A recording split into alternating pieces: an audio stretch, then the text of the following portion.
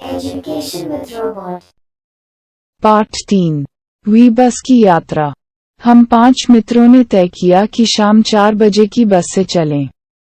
पन्ना इसी कंपनी की बस सतना के लिए घंटे भर बाद मिलती है, जो जबलपुर की ट्रेन मिला देती है। सुबह घर पहुंच जाएंगे। हम में से 2 को सुबह काम पर हाजिर होना था, इसीलिए वापसी का यही रास्ता अपनाना था। लोगों ने सलाह दी कि समझदार आदमी इस शाम वाली बस से सफ़र नहीं करते। क्या रास्ते में डाकू मिलते हैं? नहीं, बस डाकिन है। मपुची 06। बस को देखा तो श्रद्धा उमड़ पड़ी।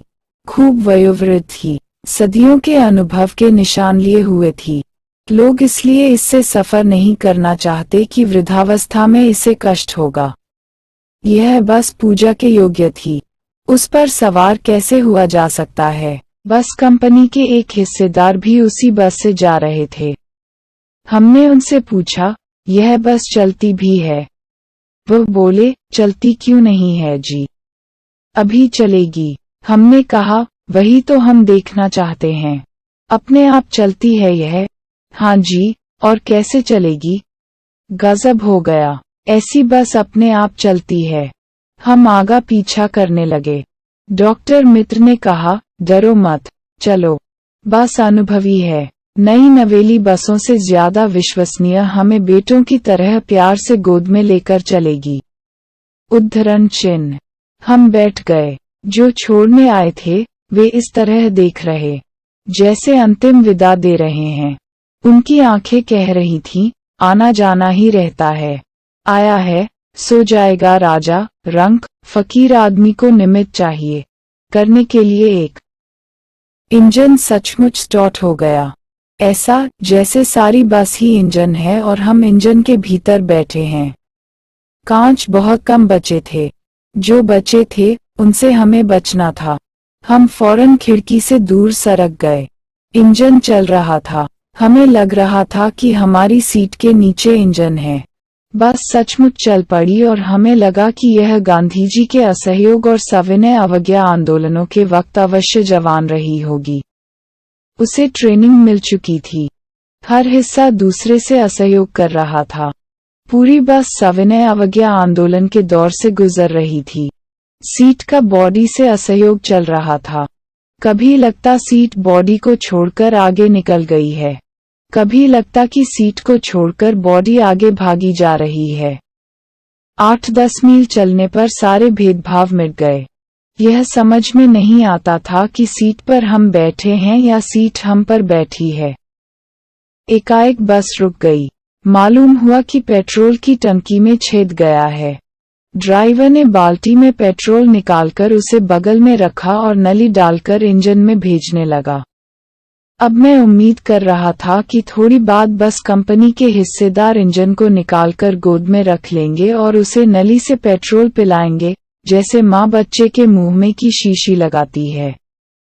बस की रफ्तार अब 15-20 मील हो गई। मुझे उसके किसी हिस्से पर भरोसा नहीं था। ब्रेक फेल हो, स्टीयरिंग टूट सकता है। प्रकृति सत्ता के दृश्य बहुत लुभावने थे। दोनों तरफ भरे पेड़ थे जिन पर पक्षी बैठे थे। मैं हर पेड़ को अपना दुश्मन समझता। जो भी पेड़ आता, डर लगता कि इससे बस टकराएगी। वह निकल जाता तो दूसरे पेड़ का इंतजार करता। झील दिखती तो सोचता कि इसमें बस गोता लगा जाएगी। एकाएक फिर बस रुकी। ड्राइवर ने तरह तरह की तरकीबें की, पर वह चली नहीं। सविनय अवज्ञा आंदोलन हो गया था। कंपनी के हिस्सेदार कह रहे थे, बस तो फर्स्ट क्लास है जी। यह तो इत्तेफाक की बात है। क्षीण चांदनी में वृक्षों की छाया के नीचे वह बस बड़ी दयनीय लग रही थी। लगता जैसे कोई वृद्धा थककर बैठ गई हो। हमें ग्लानि हो रही थी कि बेचारी पर लगकर हम चले आ रहे हैं। अगर इसका प्राणांत हो गया तो इस बियाबान में हमें इसकी अंत्येष्टि करनी पड़ेगी। हिस्सेदार साहब ने इंजन खोला और कुछ सुधारा। बस आगे चली। उसकी चाल और कम हो गई थी। धीरे धीरे वृद्धा की आंखों की ज्योति जाने लगी। चांदनी में रास्ता टिटोलकर वह रेंग रही थी। आगे या पीछे से कोई गाड़ी आती दिखती तो वह एकदम किनारे खड़ी हो जाती और कहती, निकल जाओ, बेटी। अपनी तो वह उम्र ही नहीं रही। उद्धरण चिन्ह। एक पुलिया के ऊपर पहुंचे ही थे कि एक टायर फिस करके बैठ गया। वह बहुत जोर से हिलकर थम गई। अगर स्पीड में होती तो उछलकर नाले में गिर जाती। मैंने उस कंपनी के हिस्सेदार की तरफ पहली बार श्रद्धाभाव से देखा। वह टायरों की हालत जानते हैं, फिर भी जान हथेली पर लेकर इसी बस से सफर कर रहे हैं। उत्सव की ऐसी भावना दुर्लभ है।